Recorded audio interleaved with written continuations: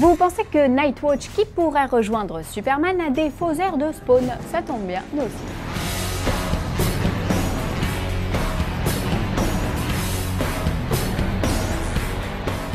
Au programme aujourd'hui, une fois n'est pas coutume, des infos spoilers sur The Walking Dead, des news sur le super crossover de la CW, mais tout de suite, place aux news en bref.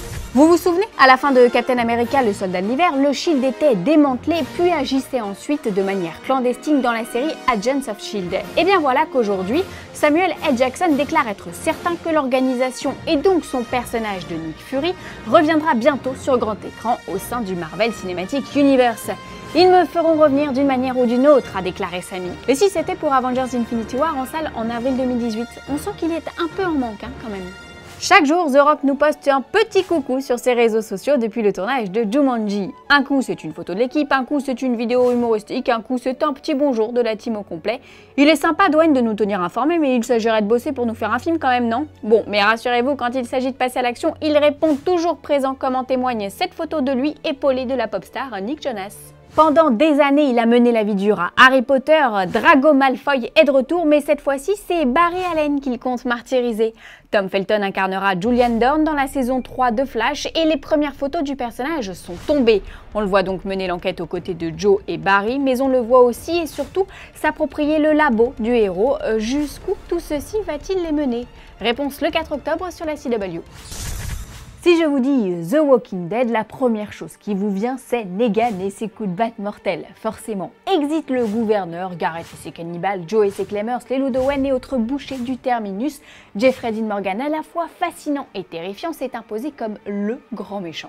Mais vous le savez sûrement, AMC, qui diffuse le show, envisage de développer cet univers encore des années et des années, selon les responsables de la chaîne, un peu à la façon d'un Star Trek en son temps. Alors Negan a certes beaucoup d'atouts, mais on l'imagine mal comme étant l'ultime vilain de la série. Dès lors, il convient de trouver pire que lui, et là je préfère vous prévenir, ce qui suit est spoiler.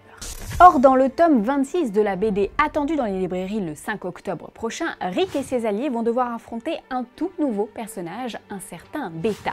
Pour ceux qui lisent les comics, Beta seconde Alpha, femme chauve à la tête des chuchoteurs qui sont apparus dans le tome 22 juste après l'ère Negan donc. Ces chuchoteurs arborent une apparence terrifiante puisqu'ils sont recouverts de peau humaine et mènent un mode de vie préhistorique, primitif, violent et sans émotion. Alors nous n'avons pas lu ce tome, mais on pressent que Beta, qui n'est pas sans rappeler le géant Tom Noonan dans Last Action Hero, pourrait bien être pire que Negan. Alors évidemment, jusqu'ici il ne s'agit que de la bande dessinée et ceux qui suivent la transposition sur le petit écran auront remarqué les quelques libertés prises avec la trame papier, mais pour ne rien vous cacher, on rêve déjà d'un affrontement entre Negan et Beta et plus largement de voir ces chuchoteurs venir bouleverser l'univers du show et menacer la communauté de Rick dans les saisons à venir. Affaire à suivre donc. Aujourd'hui, dans le cours des Fanzoniens, on répond à Babardoui qui voudrait des infos sur le méga crossover de la CW, ou crossover qui, rappelons-le, fera se rencontrer les héros de Flash, Arrow, Supergirl et Legends of Tomorrow. Rendez-vous dans un premier temps du côté de chez Supergirl pour un prologue, puis l'aventure débutera réellement chez Flash. Elle se poursuivra ensuite dans l'univers d'Arrow pour célébrer la 100e avant de se conclure chez les Legends of Tomorrow. Nous savons que le script de ce super épisode fera près de 180 pages, une aventure de près de 3 heures donc. Pour le reste, nous n'en savons pas plus, le mystère étant savamment entretenu. Pour découvrir tout ça, rendez-vous pas avant fin novembre selon le producteur Greg Berlanti.